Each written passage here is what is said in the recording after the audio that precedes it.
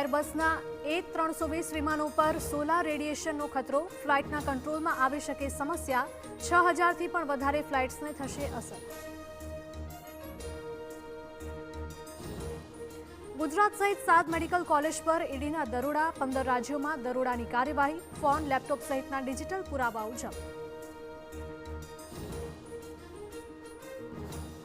અમદાવાદમાંથી નરોડા પોલીસે બીએલઓની કામગીરીના બહાને આરોપીની કરી ધરપકડ, 2 વર્ષથી ફરાર આરોપીને ઝડપી પાડ્યો.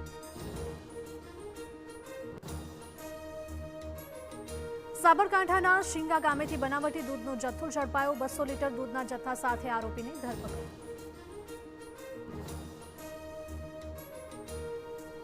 વધુ 22 કિલોમીટર ખારીકટ કેનાલ બંધ કરી રોડ બનાવી એક્સપ્રેસ વે સાથે જોડાશે. 1061 કરોડથી વધુનો ખર્ચ થશે, તો 20 લાખથી વધુનો થશે ફાયદો.